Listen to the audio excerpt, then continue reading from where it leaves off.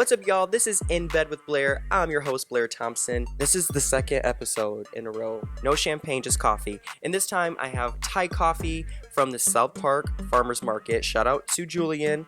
I get from him every Saturday. Super good. Thai coffee with oat milk. I'm just saying, y'all. You guys, I am so excited that the podcast is finally here. I really appreciate the feedback from the first episode and the trailer, and the fact that so many of you guys have talked about how meaningful and inspiring it was made me feel so good. But I'm super excited, and with a new episode and a new show, we have new segments. So to kick off the show moving forward, we're going to have a little segment called What Keeps Me Up at Night. I mean, we're in the bed, right? So it has to be bed themed. So what keeps me up at night? Now, y'all, I'm not trying to go on a tangent about this. I'm just going to say it once. Why, in 2025, are we not using the sink to wash our hands, especially and specifically at the airport? I just have to talk about it real quick because I see this all the time with my job and just traveling. And I know it's just not the men. I've heard that girls do it too.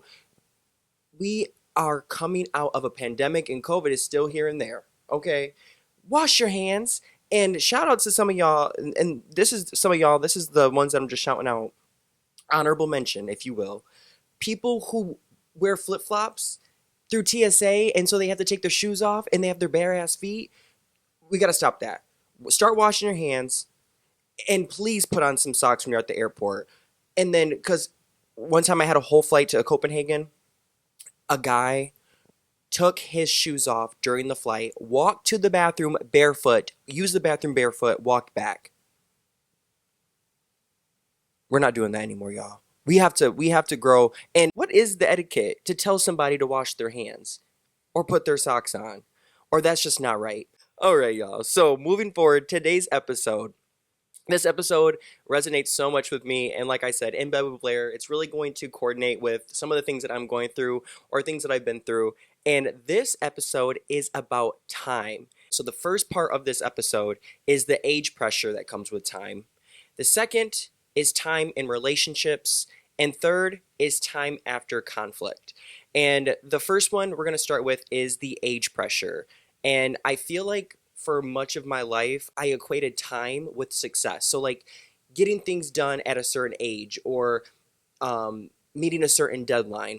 It can be motivating, obviously, to have deadlines and to have goals and to obviously have a plan. But sometimes it paralyzes you because it's like if you don't get something, you almost lose yourself. Sometimes just slowing down and being realistic and just seeing how things go and not giving yourself a deadline is the best way to go. And I used to always say, like, I want to make it. I want to have this career by the time I'm 30. I want to have this by the time of this. But once you do that, sometimes you vanish in the void.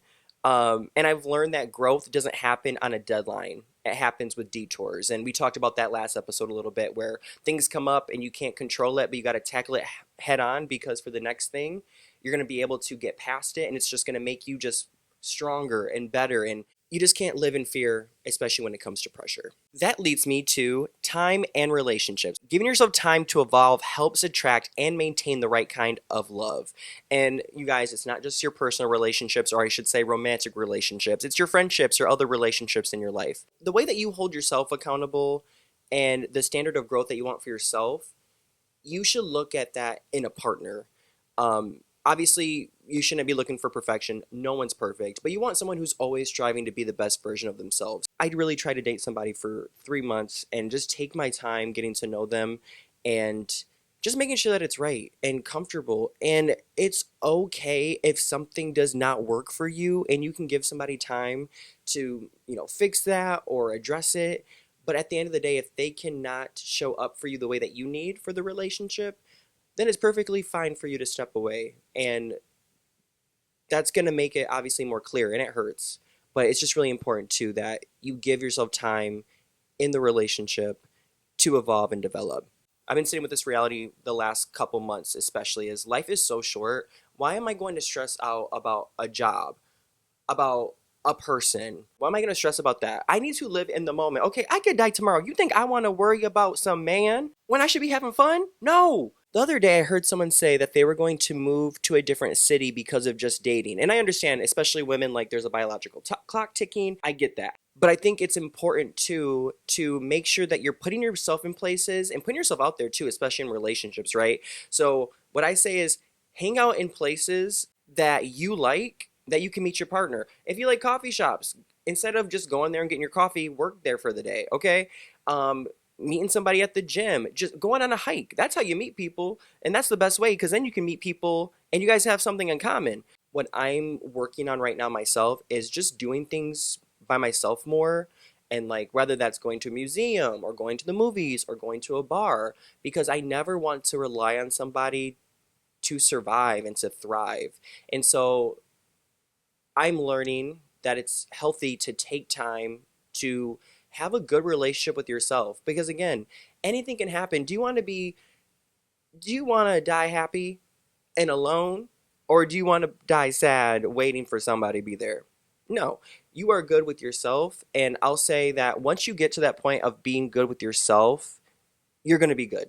And I think that it's such a beautiful thing. And I was just telling my friend Alan this. I complimented him and I said, "You really obviously walk to the beat of your own drum, but you are able to do whatever." And it's like whatever you like, just to enjoy it. Like I'm gonna do this. I want to go here, and it sounds easy to do.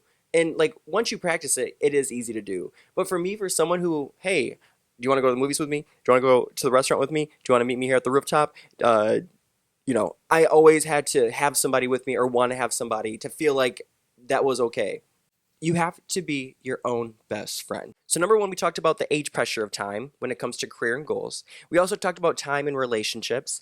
And next, we're going to talk about time after conflict. So, one of the things that I'm learning right now is, and it's something that I've developed because of my parents too, which shout out to them. The fact that I'm able to have these conversations with them too is super beautiful and has made me better. But when it comes to time after conflict, or if you and a friend or you in a relationship and something happens and you want to resolve it right away, there's nothing wrong with obviously taking time and then eventually addressing the issue.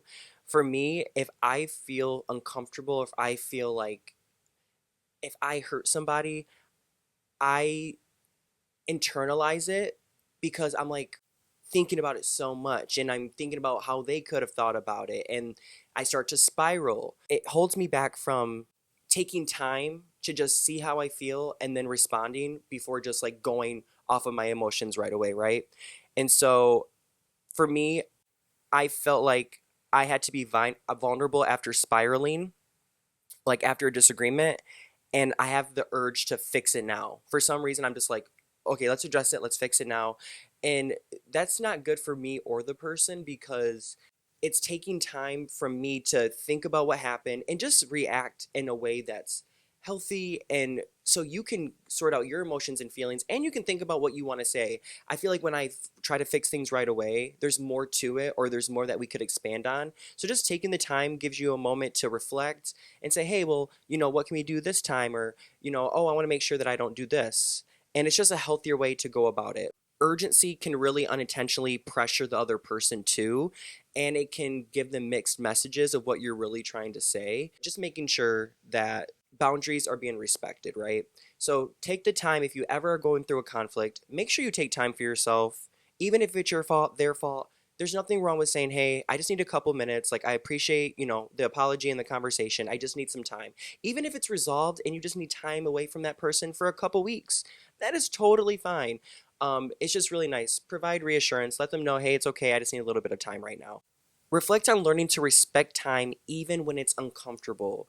And that's super hard, y'all. It's super hard to not internalize and not to think about. And it's not your job to read anybody's mind, but it's really important that you show up in a way that's obviously respectful. Miscommunication happens, misunderstandings happens, things happen. That's just life, right? No one's perfect. But it's really important that you handle it in a responsible way and give yourself time and respect the other person's time. So today we talked about time in 3 different ways. Again, the age pressure that comes with time. Also, time and relationships, having a deadline of finding the right person or rushing into a relationship, and time after conflict, especially when it comes to emotional regulation. Start thinking about your relationship with time. That's something that I've been thinking about a lot the last couple of weeks. Time is a really beautiful thing, and we don't get a lot of it. So we have to make sure that when we are here and we're living, that we take advantage of time and the lessons that it brings. Not me about to cry. Anyway. All right. So I talked about bringing up some different segments for the show every week. And at first, we did open the show with what keeps me up at night. Shout out to the people who do not wear shoes at the airport, which is disgusting, or wash their hands at any facility, by the way. It doesn't obviously just have to be the airport. But when I see people not wash their hands at the airport, that is insane. Anyway, sweet dream of the week. My sweet dream of the week. This is not sponsored, by the way. Okay, so you guys, if you are looking for a book, a self-help book, but also just something to get inspired by, this is the first book I ever highlighted in, and I'll read a part of it. I'll open up a random page, but it's called Master of Me. It's by Kiki Palmer. There's exercises in it, but it's not work. Like In Bed with Blair, she uses her life experiences to teach lessons. So I'm just gonna open a random page. In this entry, she says, "The act of suiting up and doing what it takes to create a space for the love you want with someone else to last can impact your direction in life. It takes awareness, intention, and compromise on both ends." By the way, that was not planned. The fact that we're talking about time and relationships as part of the segment is really dope. Okay, so Master of Me by Kiki Palmer. That is my sweet dream of the week. I wanted to actually end on the sweet dream of the week, so it didn't end on a negative note, but since I messed that up, I'll do better next episode. The nightmare of the week. The nightmare of the week goes to several different organizations, one being the President of the United States, I'm not going to say their name, and the second being ICE, and it's been super hard the last week. It's been super heavy, and so I just wanted to make my statement about it. I don't agree with what's going on. I'm all for safety and having a strong border. There's nothing wrong with that. But we're human beings, and we should be treating people as such. Oh, that was heavy.